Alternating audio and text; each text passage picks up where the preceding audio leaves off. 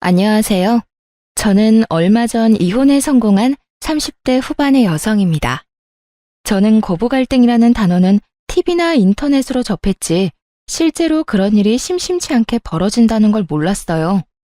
저는 다른 친구들보다 일찍 결혼한 편이었고 그런 고부 갈등에 대한 이야기는 그냥 과장돼서 떠들어대는 이야기인 줄 알았거든요. 주변에 겪은 사람이 없었으니까요. 그리고 요즘 같은 시기에 누가 그런 마인드를 갖고 있냐며 다들 괜찮을 거라 말해줬거든요.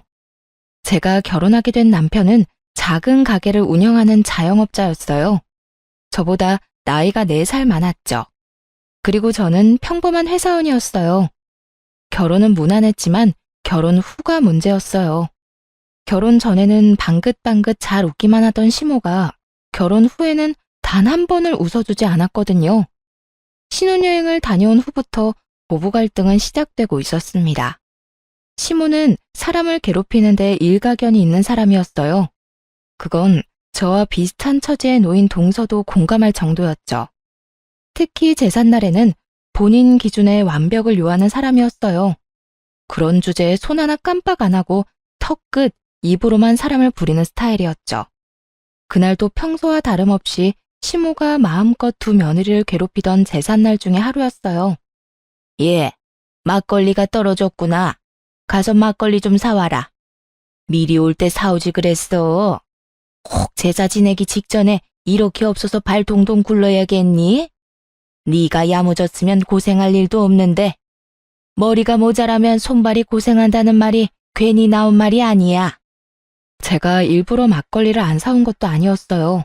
남편이 나중에 사도 된다며 중간에 마트에 들리는 걸 거절한 탓이 더 크죠. 그 말을 하려다 남편을 슬쩍 보니 모르는 척하길래 저도 입 꾹 닫았어요. 그런 말하면 고자질한다며 잔소리 시간이 2배로 늘 테니 그 상황은 피하고 싶었거든요. 저는 시모 말에 아무 대답도 없이 지갑과 폰만 챙겨가지고 밖으로 나갔어요. 그러자 뒤에서 한마디 하더군요. 아유, 뭐 저런 게 다 있어? 심부름을 시켰으면 나갈 때 네 하고 대답이나 하고 가던지. 대답 없이 물건만 쏙 챙겨가지고 기분 나쁘다는 표정 가득 짓는 거 보니 안 되겠다 안 되겠어. 어디 며느리가 돼서 집안 제사에 저런 표정을 짓는 거야? 나 젊었을 때면 회초리를 맞아도 모자랐을 거야. 안 들리는 척하면 속 편할 거라는 생각으로 밖으로 나갔어요. 마트로 가는 내내 막걸리 하나 때문에 이렇게 욕먹을 일인가 생각이 들었죠. 그 자리에서 한바탕 뒤집어도 됐었지만 제사만 지내면 집에 가잖아요. 집에 가서 쉬고 싶다 그 생각밖에 없었거든요. 그래서 참았던 거예요. 그렇게 마트에 들어갔는데 세상에 그날따라 제삿날 사야 하는 막걸리가 뚝 떨어졌더군요. 딱 그 브랜드만 썼거든요. 왜 그 브랜드만 쓰는지는 몰랐지만 앞뒤 설명도 없이 그것만 사오라고 했기에 그 브랜드만 샀는데 그게 없으니 어쩔 수 없이 그 옆에 있던 다른 브랜드를 사야 했어요. 혹시 몰라 또 다른 브랜드 한 명을 더 사서 시댁으로 갔죠.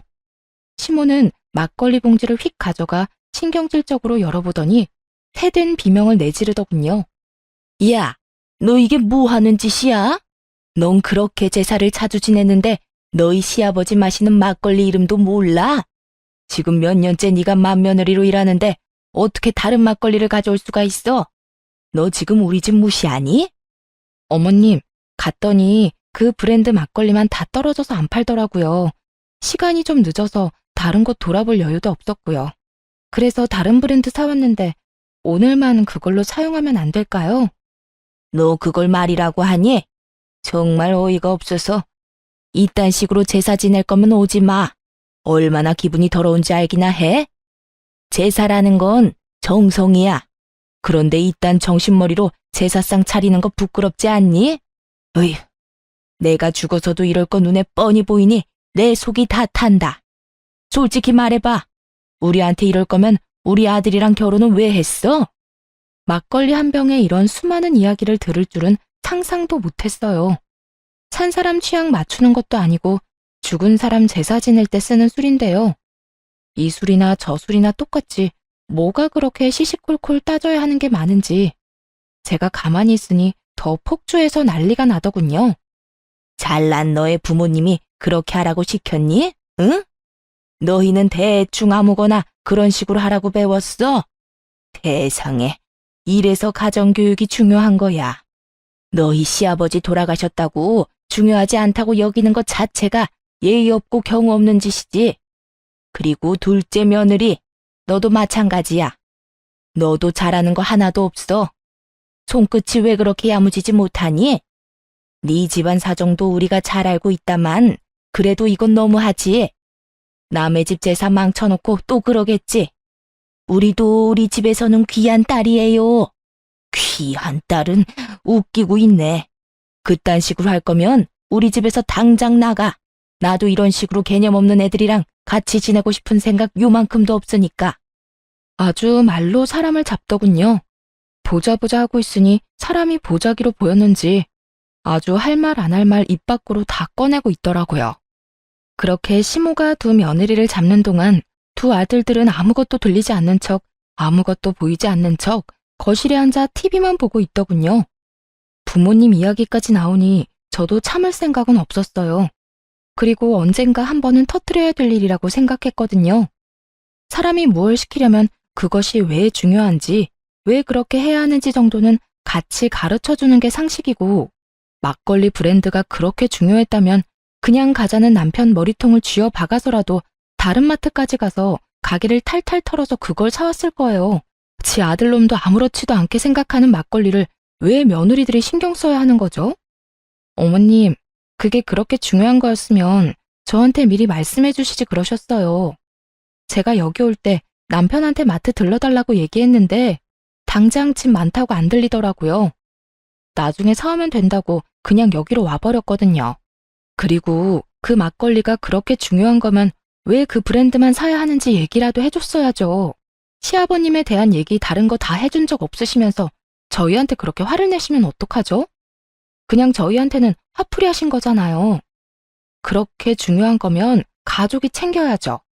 저희 같은 남한테 챙기라고 하는 게 아니라, 아니, 생각할수록 웃기네.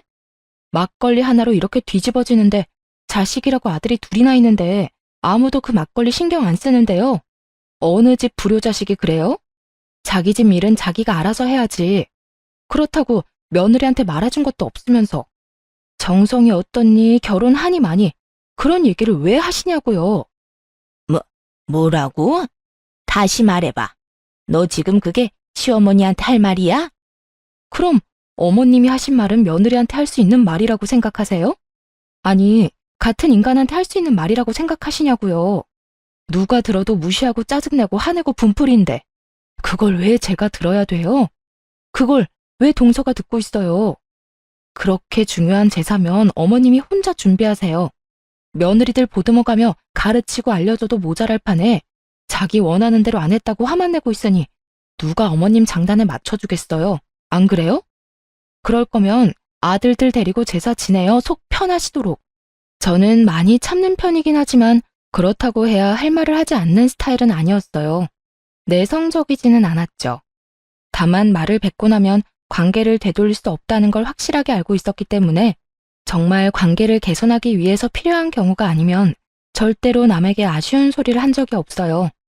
그런 제가 거의 막말에 가까운 말을 퍼부으며 시모에게 따박따박 말대꾸하는 제 모습을 보고 그들도 놀랐던 것 같아요.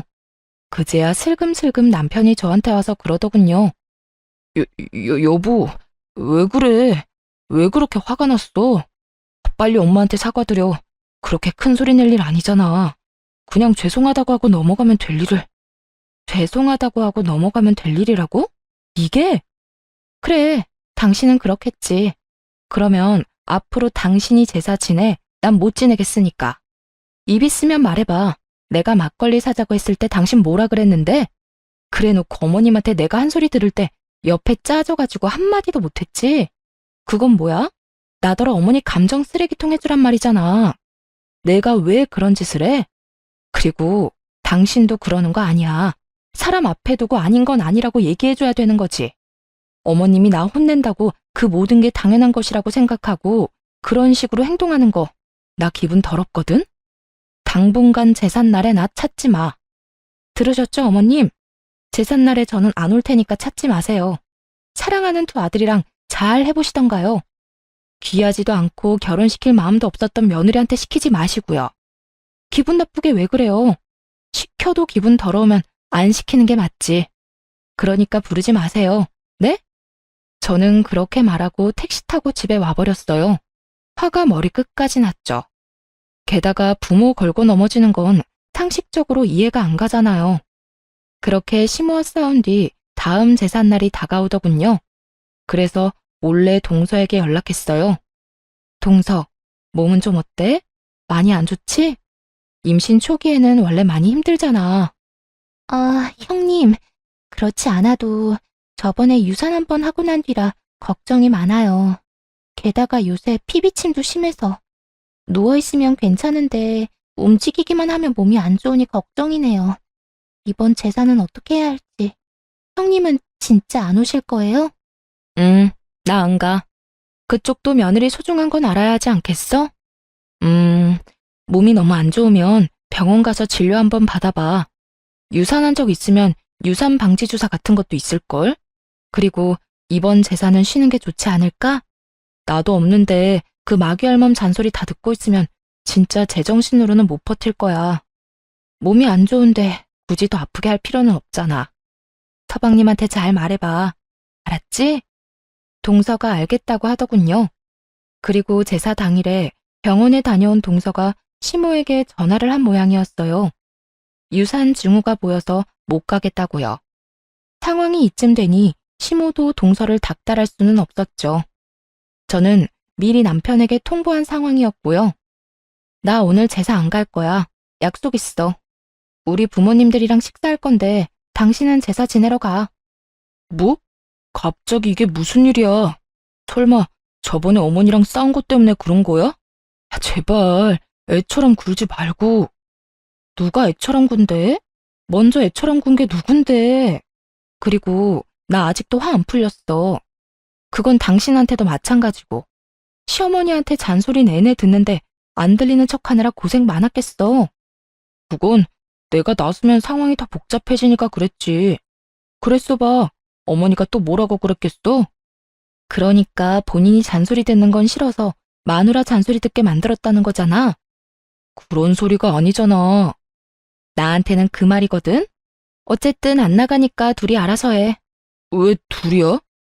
동서도 못 간대. 유산방지 주사 맞고 병원 입원한대 당분간. 그러면 당신이라도 가야지. 안 간다는 말 못 들었어? 당신이야말로 나한테 이러는 거 아니지. 내가 무슨 소리까지 들었는지 진짜로 못 들은 척하는 거야? 우리 부모님 이야기까지 나왔거든? 아무리 그래도 정도가 있지. 내가 당신한테 우리 집에 못한다고 뭐라 한 적이라도 있어? 주는 대로 받는 법이야. 결국 저는 저희 친정에 식사를 하러 갔고 시댁 제사는 남편과 남편의 동생이 치르게 됐죠. 시모가 열받아서 저한테 전화를 하더군요. 연락 다 거절했어요. 이 좋은 날에 귀 더러워지게 왜 그 사람 전화를 받아요? 그럴 필요 없잖아요. 그렇게 기분 좋게 식사하고 집에 돌아왔는데 남편 놈이 늦게 들어오며 저한테 화를 내는 거예요. 너 너무한 거 아니야? 엄마 연락은 왜 다 무시했어? 그럼 전화 받아서 좋은 말 하실 거였어? 분명히 화낼 텐데 내가 왜 그 소리 또 들어야 하는데? 우리 부모님 계신 곳에서 내가 스피커폰으로 시어머니한테 욕 듣고 있었으면 당신 기분이 어땠겠어? 야, 그 말이 아니잖아. 그냥 좀 달래주고. 뭘 어떻게 달래주고 얼러줘. 그건 당신 일 아니야? 당신 어머니잖아. 그리고 막말로 이 씨네 집 제사를 생판 남이었던 우리가 지내주는데 시어머니가 저런 식으로 나오면 당신이 중간에서 막기라도 해야 하는 거 아니야? 그때는 가만히 있다가 자기 발등에 불 떨어지니 이제 와서 나한테 해결하라고? 그래도 이렇게 안 올 게 아니라 와서 뭐라도 하면서 나한테 협조를 구했으면. 어머님이 뭐라 했는지 기억도 안 나? 이럴 거면 필요 없다고 했잖아. 며느리고 뭐고. 그럼 내가 갈 필요가 뭐 있어? 장성한 아들이 둘인데. 오늘도 잘했으니까 다음에도 둘이서 잘하면 되겠네. 다음에도 제사 음식 만들 생각하니 뒷골이 땡긴 모양인지 남편이 저한테 그러더군요. 무조건 내가 막아줄게. 그러니까 제삿날은 빼지 마. 응? 내가 무조건 어머니가 그런 말 못하도록 막을게. 남편의 시도가 잘 먹혔는지 시댁에 가서 시모가 나쁜 말이라도 할라치면 두 남편들이 적극적으로 시모를 말렸어요. 대놓고 아내를 편드는 건 아니었지만 그래도 신용이라도 하는 건 마음에 들었죠. 그리고 그런 분위기가 지속되니 시모도 분위기 보고는 서서히 잠잠해지더군요. 아들들이 잡혀 산다는 걸 눈치를 챈 모양이더라고요. 그렇게 시모와의 일이 어느 정도 마무리가 됐어요. 이제는 좀 편할 줄 알았던 제 앞날에 다시 먹구름이 낀 건 그로부터 2년 정도 지났을 때였어요. 그 전까지는 시모와 부딪힐 일 자체가 없어서 괜찮았는데 이번에는 남편에게 문제가 생긴 거예요. 여보, 이번 달 생활비가 안 들어왔는데 혹시 좀 더 기다려야 해? 어? 생활비. 요새 가게가 힘들어서 당분간만 당신 돈으로 생활비 해결 좀 해주면 안 될까? 가게 일 풀리면 다 갚을 테니까. 혹시 가게 많이 안 좋아? 무슨 문제라도 있는 거야? 그런 거 아니야. 요즘 가게 운영하는데 돈이 좀 많이 들어. 고장나는 기계도 많고 갑자기 목돈도 좀 나갔고. 매출은 그만큼 안 되는데 계속 돈만 나가니까 빚을 좀 졌어. 당신한테 말도 없이 미안해. 괜찮아. 가게 일이잖아. 당분간 생활비 걱정은 하지 마. 내가 내 월급으로 알아서 해결할 테니까. 너무 걱정하지 말고 가게나 잘 돌봐. 빨리 정상으로 돌아와야 안정되지. 그렇게 말하고 저는 남편을 위로해줬어요. 걱정이 돼서 그날 저녁부터 식사에 신경을 많이 썼어요. 남편이 좋아하는 반찬부터 시작해서 기력에 좋은 장어와 소고기, 전복 같은 걸로 요리도 꼬박꼬박 해다 먹였어요. 제 월급으로 생활비도 해결했죠. 그런데 그런 제게 청천벽력 같은 상황이 벌어졌어요. 그날은 남편이 저 대신 시댁에 간 날이었어요. 제가 시모와 마주하고 싶지 않다고 했더니 남편이 저 대신 시모가 부르면 가는 날이 많았거든요. 뭐 시모가 저한테서 아들을 뺏고 싶어서 자주 부른다는 것 정도는 예상했지만 이 시기에는 생각보다 자주 불려갔어요. 그런데 남편이 시댁에 가 있는 동안 남편 노트북으로 확인할 것이 있어 들어갔다가 말도 안 되는 메시저 내용을 확인하게 된 거예요. 남편이 누군가에게 문의를 한 내용이었는데 그게 충전과 관련한 내용이더라고요. 그런데 게임이니 카지노니 이런 말이 들어가 있는 걸 보니 아무리 문외한인 제가 보더라도 이게 사이버 도박이라는 건 모를 수가 없겠더라고요. 그걸 보는데 손이 덜덜 떨리는 것이 와, 그때 생각하면 아직도 머리가 새하얘져요. 사실 저희 삼촌 중에 한 명이 도박하셨던 분이 있었거든요.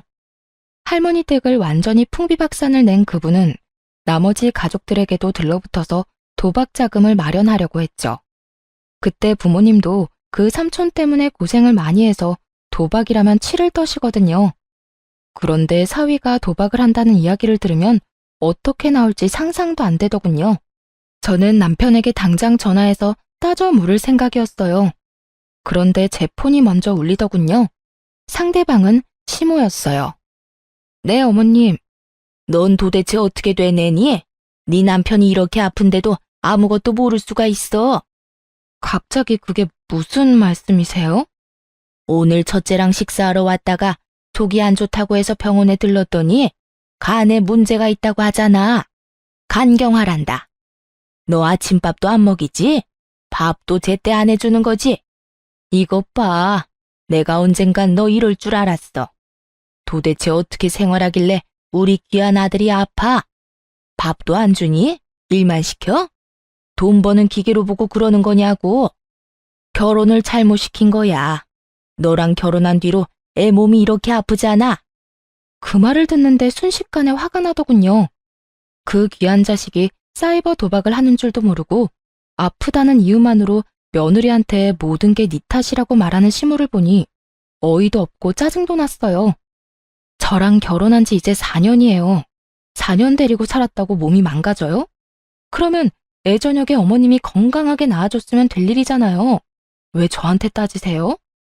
그리고 어머니 아들한테 물어보세요. 제가 아침 저녁으로 뭘 먹이는지. 생활비도 안 주는 놈한테 저녁마다 소고기, 장어, 전복, 몸에 좋다는 건 다 해다 바치는데 뭐요? 결혼을 잘못 시켜서 그렇다고요? 어디 가서 돈도 안 벌어다 주는 남편한테 그렇게 해주는 여자 있는지 물어나 보세요. 내가 어이가 없어서 왜 엄한 사람한테 화풀이해요? 매번 그런 식으로 사람한테 화풀이 좀 그만하세요. 듣고 있으면 기분 더러우니까. 여보, 어떻게 그런 말을 어른한테 할 수가 있어. 기분이 더럽다니. 엄마가 내 걱정 때문에 좀 과격하게 말하긴 했지만 그렇다고 해서 그런 말을 함부로 하는 건 아니지. 어른을 좀 공경해. 너 하는 거 보면 영락없이 철없는 애처럼 보이잖아. 빨리 사과해. 내가 사과를 왜 해? 사과하려면 어머님이 나한테 먼저 해야 하는 거 아니야? 말해봐. 당신 아픈 게 내 탓이야? 내 탓이냐고. 내가 식사 굶긴 적이 하루라도 있어? 내가 당신 건강 하루라도 안 챙긴 적이 있냐고. 내 몸 챙길 때마다 당신 몸도 꼬박꼬박 챙겼어. 돈 없다고 나한테 생활비 다 대라고 했을 때도 군말 없이 다 해주겠다고 했고. 그런데 뭐? 결혼을 잘못 시켰다고? 내가 병을 키웠다는 말인데 그게 맞는 말이냐고. 그래, 네가 내 건강 안 챙긴 적 없고 내 말 다 들어준 것도 맞아. 그치만 내가 말하는 건 다른 거잖아. 네가 우리 엄마한테 그런 식으로 행동하는 건 선 넘은 거라고.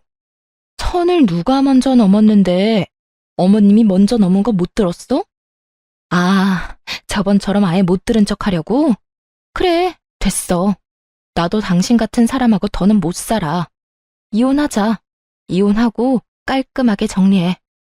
나는 어머님한테 사과할 마음 없고 그쪽도 그럴 마음 없으니까 그냥 여기서 각자 인생 사는 게 속 편하겠네.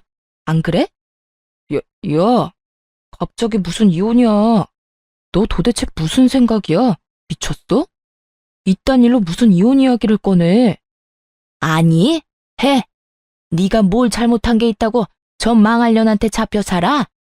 이 엄마가 너 도와줄 테니까 전연이 하자는 대로 해. 이혼한다 하면 누가 무서워할 줄 알아? 너같이 못된 애한테는 우리 애가 아까워. 너하고 우리 아들 이혼하고 나면 내가 더 좋은 여자하고 결혼시킬 거다. 그러니까 지금 당장 이혼해. 어머니, 안 돼요. 지금 저는 이혼할 만한 상황이 아니라고요. 발등에 불 떨어진 남편이 끙끙대더군요. 시모에게 뭐라고 이야기는 하고 싶었겠죠. 그런데 지가 도박하느라 돈 다 잃고 빈털터리에 마누라한테 생활 책임지게 하고 있다는 말을 할 수 있을 리가 없잖아요. 어떻게든 속이고 싶어 할 텐데 저는 솔직하게 말해서 잘 됐다 싶었어요. 이대로 이혼하면 제일 깔끔하니까요.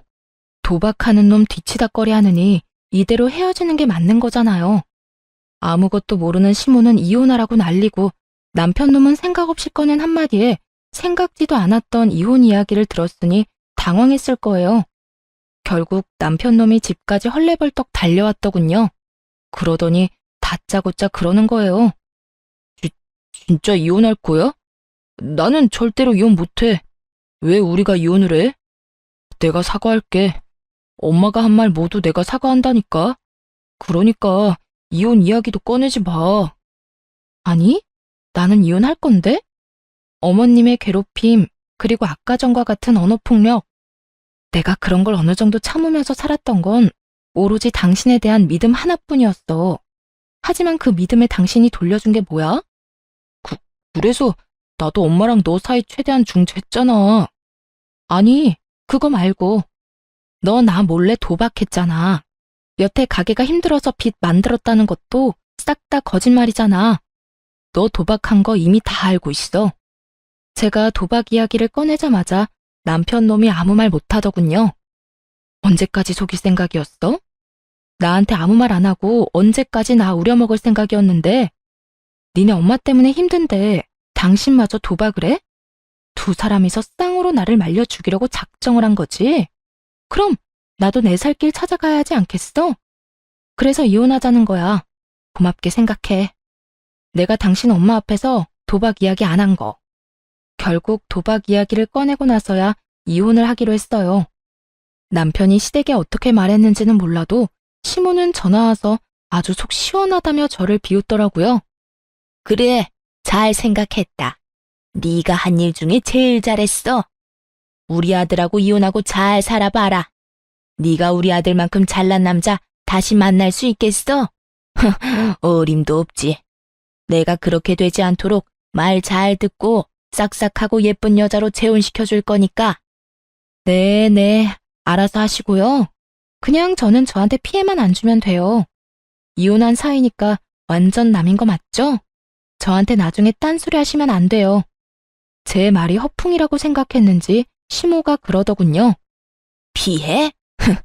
네가 우리 아들한테 준 피해는 생각도 안 하지? 오냐, 내가 죽었다 깨도 너한테 연락할 일은 없을 거다. 우리 아들도 마찬가지고. 그렇게 전 남편과 이혼하게 됐네요. 도박 자금 마련해달라고 하기 전에 이혼하게 돼서 얼마나 다행인지 몰라요. 그런데 몇 달 지나지 않아 예전 동서가 잠깐 보고 싶다고 하더군요. 시모의 구박을 둘이서 함께 받은 사이였다 보니 생각보다 정이 많이 들어서 이혼 후에도 이래저래 연락을 지속하던 중이었어요. 동서는 반쪽이 된 얼굴로 저를 보자마자 하소연했어요. 형님, 저 더 이상은 못하겠어요. 어머님이 형님 나가고는 2배로 괴롭혀요, 2배로. 말만 하면 너는 첫째처럼 하지 마라. 너 지금 굉장히 첫째 며느리 같은 거 아냐?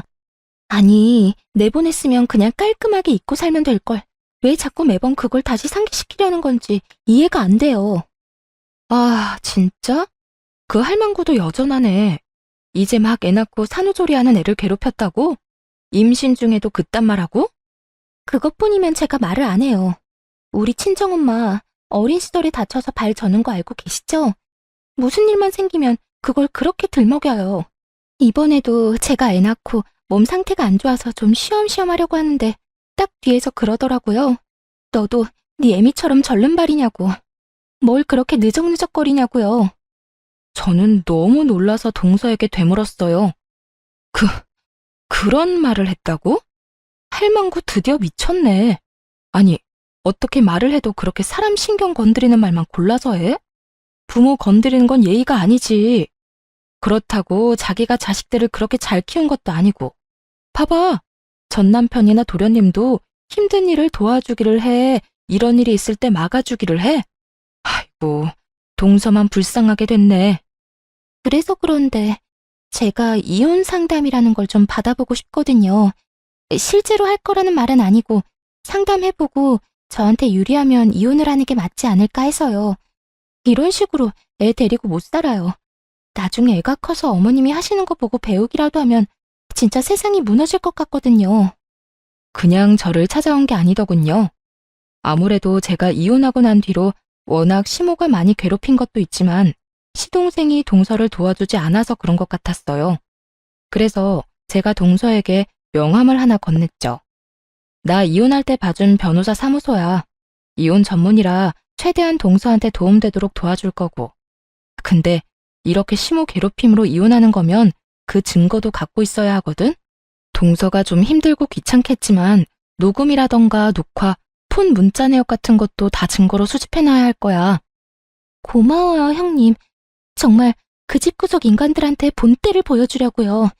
불쌍한 우리 친정엄마를 걸고 넘어졌을 때 이미 선 넘었거든요. 그렇게 동서도 이혼을 준비하더니 곧 시댁에 통보가 갔더군요. 둘째 며느리의 이혼 이야기까지 나오자 그제야 발등에 불이 떨어진 걸 실감했는지 시모가 저 이혼할 때와는 다른 행동을 하기 시작했어요.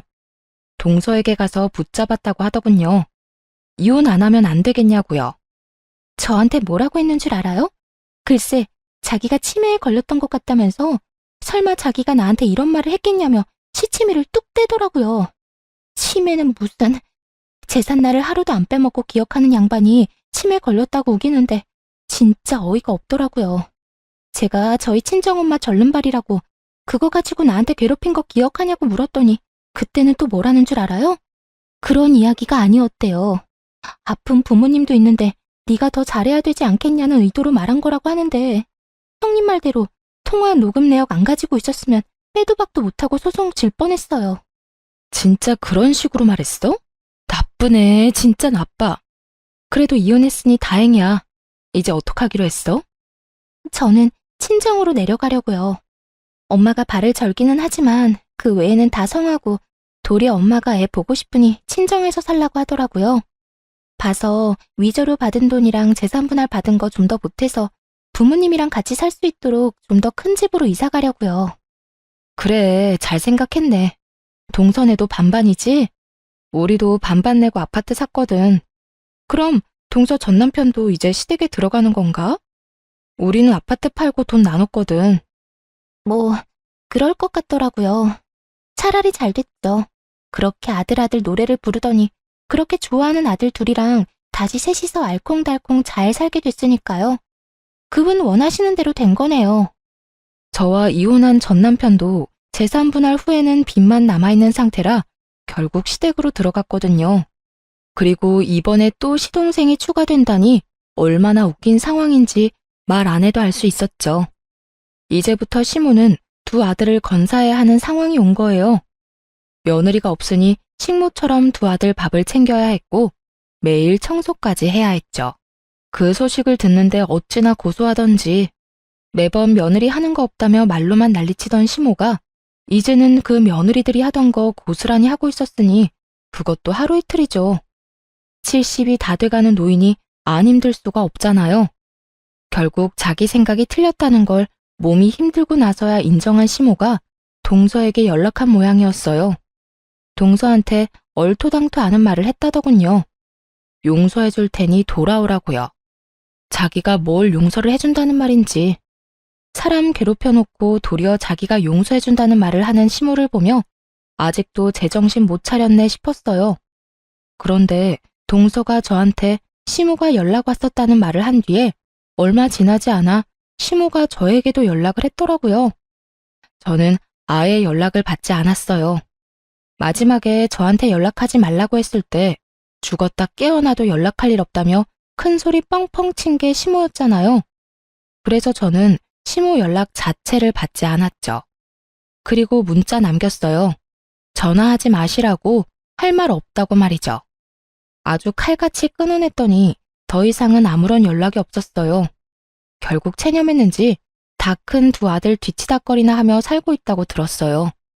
그래도 도박쟁이 첫째 아들이 제정신은 차렸나 보다 싶었던 그때 드디어 폭탄이 시댁으로 날아갔더라고요. 저도 폭탄이 시댁에 떨어진 줄은 몰랐는데 다짜고짜 시모가 찾아오게 되면서 알게 됐어요. 야, 네가 우리 아들 돈 가로챘지? 우리 아들한테 돈 빌리라고 해놓고 빚 만들었잖아. 이 나쁜 년, 당장 안 나와? 현관문을 두드리며 문 앞에서 난리를 피우는 시모를 보며 아, 드디어 그 문제를 시모가 알았구나 싶었어요. 그런데 이번에도 또 제 탓을 하더군요. 이혼한 지 1년이 다 되어 가는데 말이죠. 저도 열받아서 문을 확 열었어요. 문 앞에 기대서 문을 두드리던 시모 몸이 뒤로 확 밀렸죠. 야! 죽일년, 네가 그랬지?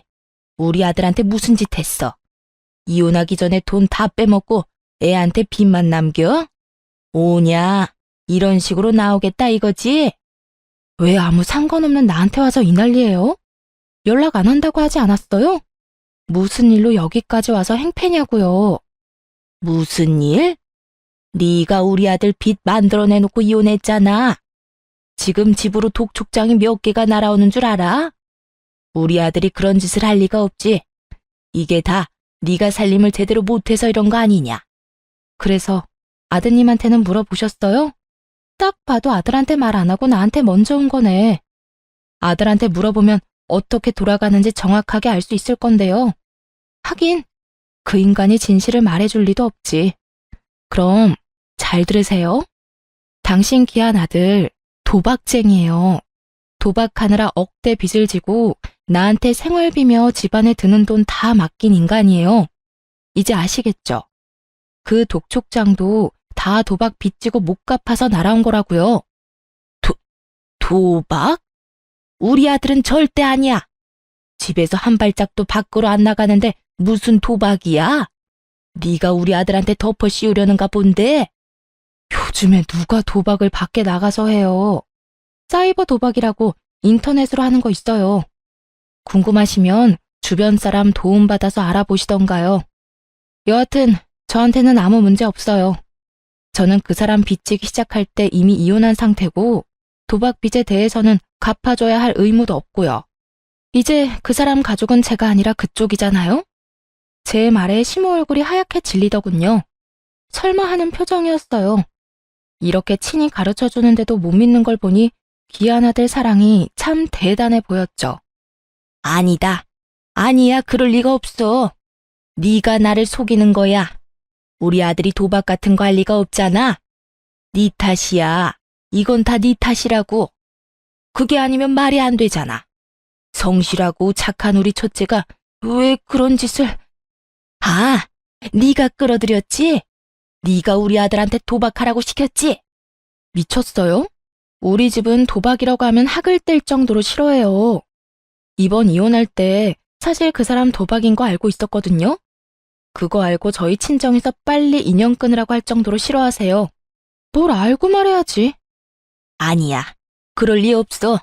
우리 아들이 그럴 리가 없어. 니년이 그랬잖아.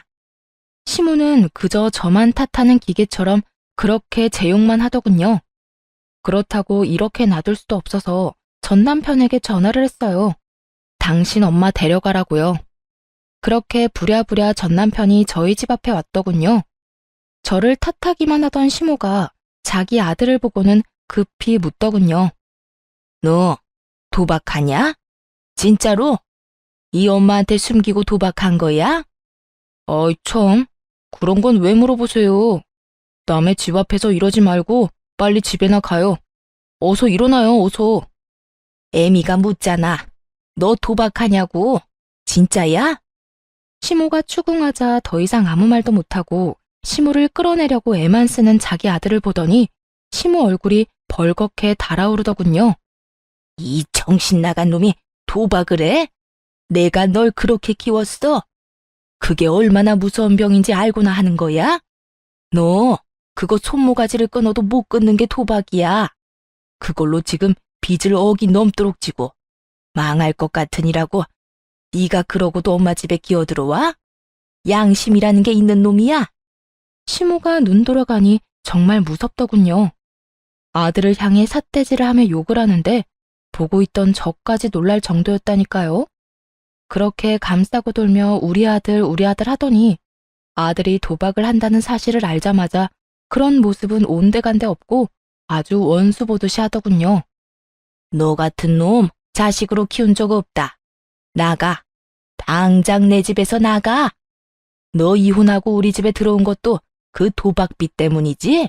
우리 집에 있으면서 패기치지 말고 오늘 당장 짐 싸서 나가라. 난 너랑 한 집에 있기 싫어. 그러니 좋은 말 할 때 나가. 와, 어머니, 어떻게 그러실 수 있어요? 제가 와이프랑 이혼하게 된 것도 따지고 보면 어머니가 그렇게 만드는 바람에 이혼하게 된 거잖아요.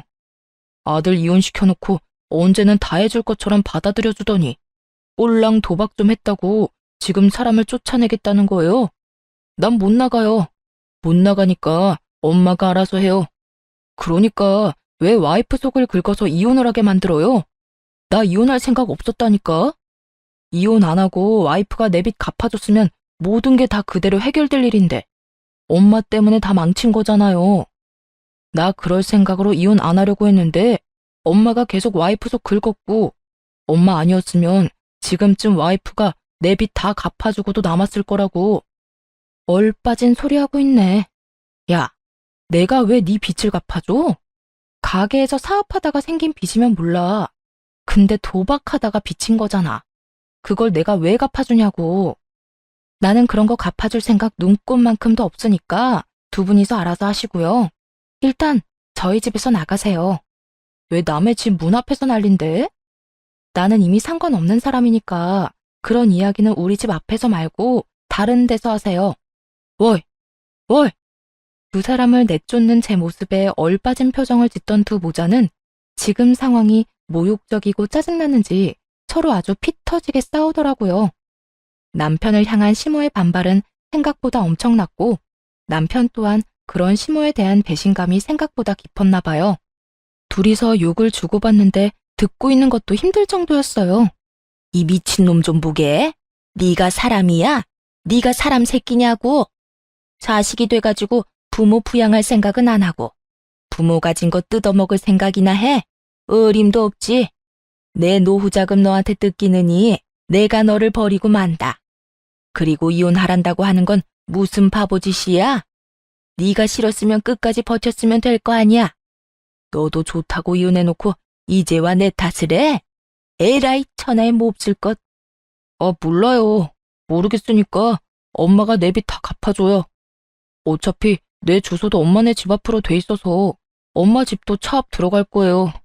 그러니까 집 잃기 싫으면 그냥 얌전히 내 돈이나 갚아달라고요. 적반하장이라는 말이 참 잘 어울리더군요.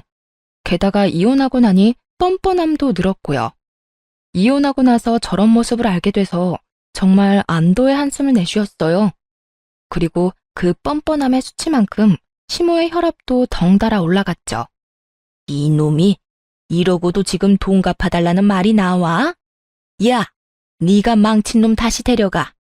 나는 이딴 놈 자식이라고 인정 못한다. 다 알면서도 이혼한 네가 제일 나빠. 얼른 이놈 다시 데리고 가. 결국 시모는 이번에도 또 제 탓을 하더군요. 제가 도박하라고 들이민 것도 아니고 제가 도박을 하면서 물들인 것도 아닌데 말이죠. 무조건 아들 못난 점은 며느리가 잘못한 거, 아들 잘난 점은 자기가 잘한 거. 이런 식으로 생각하고 있는 시모를 보니 딱하기 그지없더라고요. 이미 반품한 지 오래됐는데 이제와 다시 가져가라니. 공짜로 준대도 다시 안 받을 건데 말이죠. 저한테 아들 돌려달라고 난리치신 게 어머님이세요. 이제 와서 데려가라 한들 원래부터 어머님 거였는데요. 그렇게 애지중지하던 착하고 대단한 아들 데려가서 예쁘고 착하고 뭐라더라? 완벽한 여자 만나서 재혼시켜준다고 하셨죠? 꼭 그렇게 하세요. 저는 한번 당해봤으니 다른 사람한테 기회 드릴게요. 혹시 모르죠? 재산 다 잃고 도박 빚만 산더미라도 좋아해줄 여자 어디 있을지.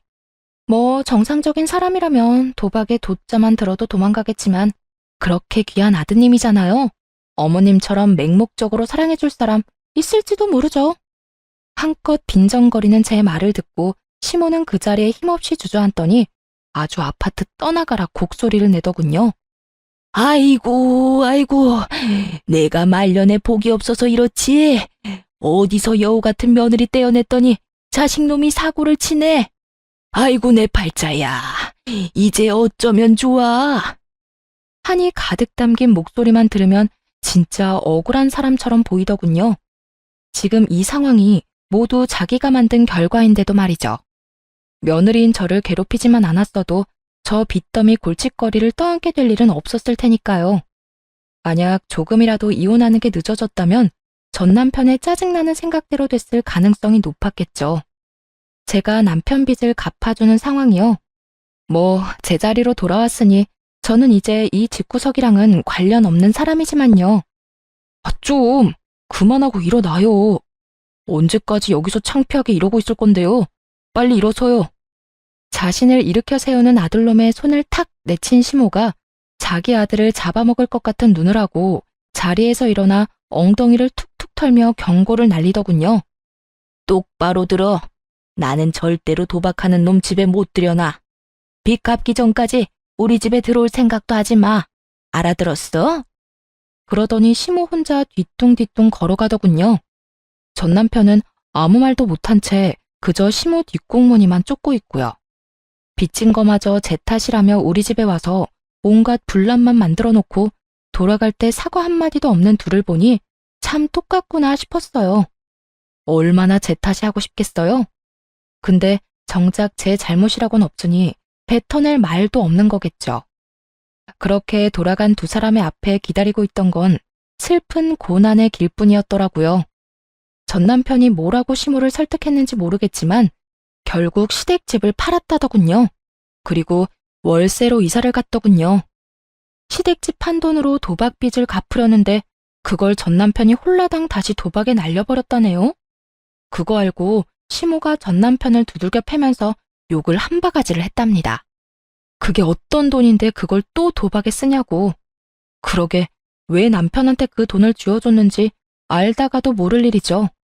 동서한테 들은 이야기인데 전 남편 동생도 자기 형이 도박한다는 걸 알고는 아무도 모르게 시댁에서 짐 빼서 나가버렸다고 하더라고요.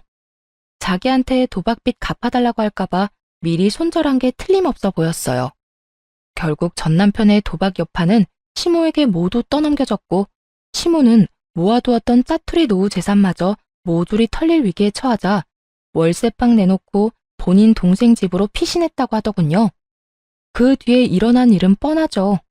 돈 못 갚은 전 남편은 개인회생과 파산을 신청했다는데 결국 파산은 법적으로 도박빚은 안 된다고 하고 개인회생은 원금을 모두 탕감하는 조건으로 회생 신청이 된다고 했대요. 이거 믿고 빚을 그만큼 진 것 같은데 결국은 모조리 갚아야 한다는 말을 듣고 절망한 건지 뭔지는 모르겠지만 뺀질나게 시모 찾아갔다고 하더군요. 그런데 시모는 그렇게 귀하다며 아끼던 아들을 2번 다시 만나주지 않았다고 하고요. 자기는 도박하는 자식 낳은 적도 없고 그런 자식은 자기 아들이 아니라며 시모 본인 동생에게 이야기했대요. 그러면서 이대로 요양원 들어가서 죽을 때까지 거기 있는 게 낫겠다는 말까지 했다니 얼마나 자기 자식이 꼴도 보기 싫었으면 그런 말까지 했겠나 싶더라고요. 진짜 고부 갈등으로 이혼한 게 천만다행이라는 생각이 들 정도로 시댁의 몰락은 처참했어요. 시모는 모르겠지만 시모의 괴롭힘 덕분에 전 남편과 빠르게 손절할 수 있었던 저는 솔직히 하늘이 도왔다고 생각하거든요. 사연 글을 쓰고 있는 동안에도 그때의 일을 떠올리면 다행이라는 생각이 들 정도죠. 당시에는 괴로운 일이었지만 지금은 아무렇지 않으니 함께 즐겨주셨으면 좋겠어요. 지금까지 제 사연 들어주셔서 감사합니다. 행복한 하루 되세요.